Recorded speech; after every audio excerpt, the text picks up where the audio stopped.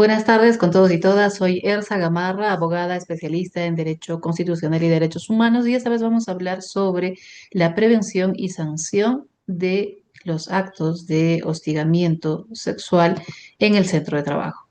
Sin más preámbulo, vamos a nuestro tema. Conocer la naturaleza de los actos de hostigamiento sexual en el centro de trabajo, así como su prevención y sanción, es muy importante, como vamos a ver a continuación.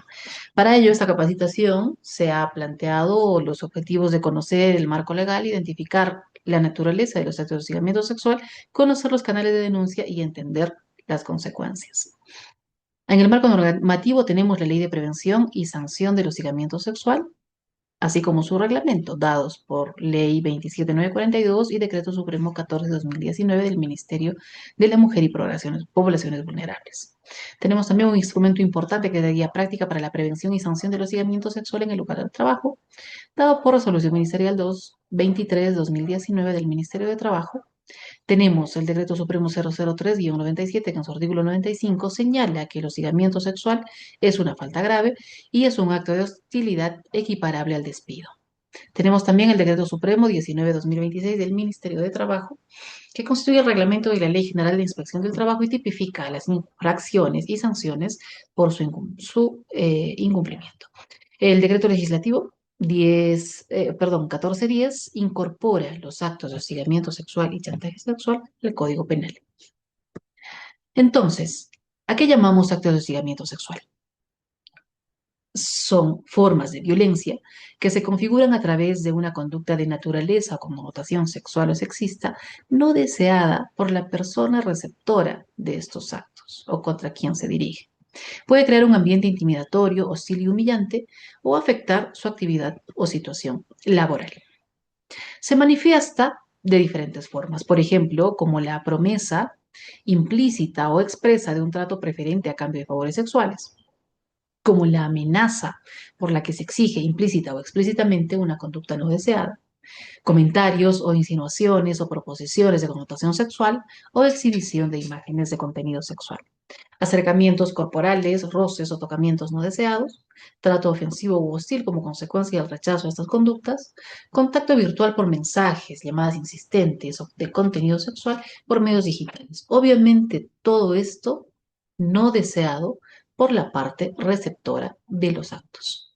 ¿A quiénes aplica? De acuerdo a ley, aplica a todo el personal de la institución, trabajadores, personal de dirección, de confianza, empleador, socios, directores o accionistas. También aplica a personas con vínculos no laborales, pero que están en el entorno, practicantes, pasantes, locadores de servicio, contratistas y personal de empresas tercerizadoras que tengan contacto con el personal de la institución. Y no importa la jerarquía, esto es importante tenerlo claro. Puede darse hechos de hostigamiento sexual laboral entre pares, entre colegas del mismo rango, de subordinado a superior o de superior a subordinado. ¿Cuáles son los canales de denuncia dentro de Golf Medical, de acuerdo a la norma, para que conozcan e investiguen y sancionen en caso de la ocurrencia de un hecho? La Oficina de Recursos Humanos, por un lado, que es la oficina que recibe la queja, dicta las medidas de protección y aplica las sanciones. Y el Comité de Intervención, compuesto por 4 miembros, que deben ser 2 representantes de la Oficina de Recursos Humanos y 2 de los trabajadores en paridad de género, para investigar, determinar la existencia o no de esta infracción y recomendar la sanción en caso se confirme el hecho. ¿Cómo se presenta la queja? De manera verbal o escrita, presencial o virtual, ante la Oficina de Recursos Humanos. Puede iniciar a la víctima, un tercero o la propia empresa de oficio. Se debe garantizar la confidencialidad y la no revictimización. Ojo, esto es muy importante a tener en cuenta por la Oficina de Recursos Humanos y el Comité de Intervención. Y se ofrece, de ser el caso, una atención médica o psicológica desde el primer día hábil de recibida la denuncia.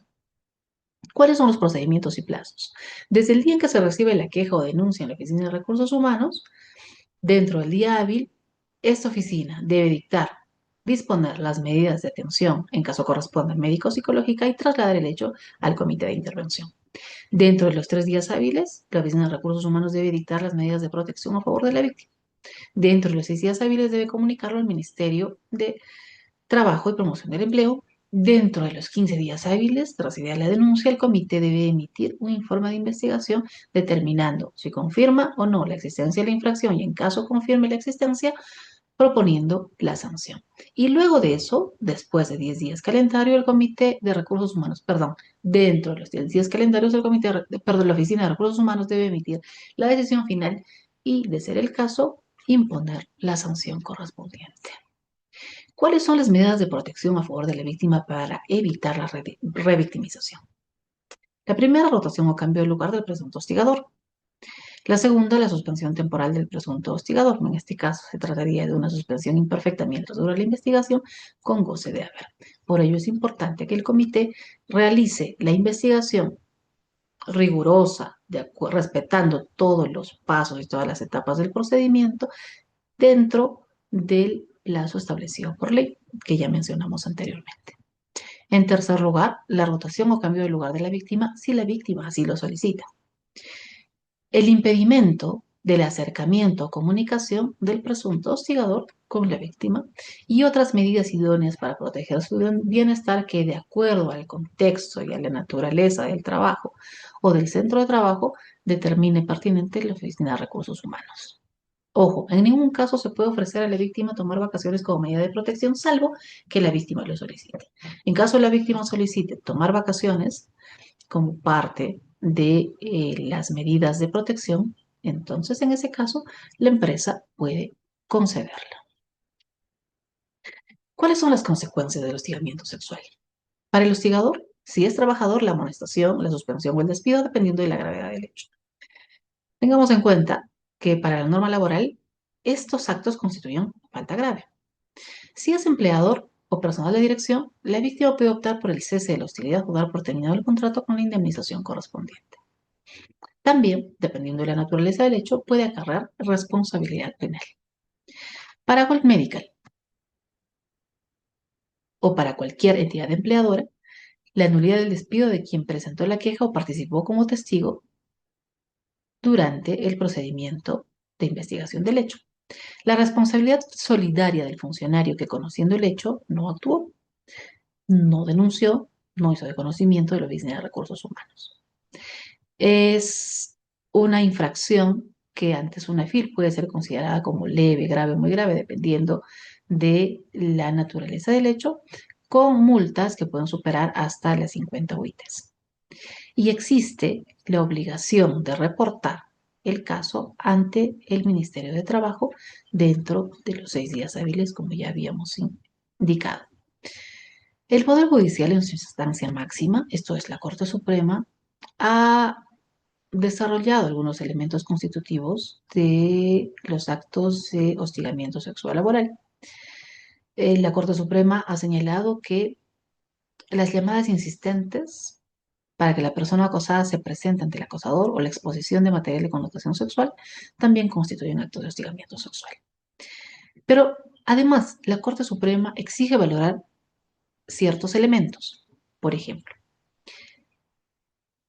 que la conducta de carácter sexual sea expresada en comentarios, insinuaciones, mensajes, llamadas o exhibición de material de connotación sexual.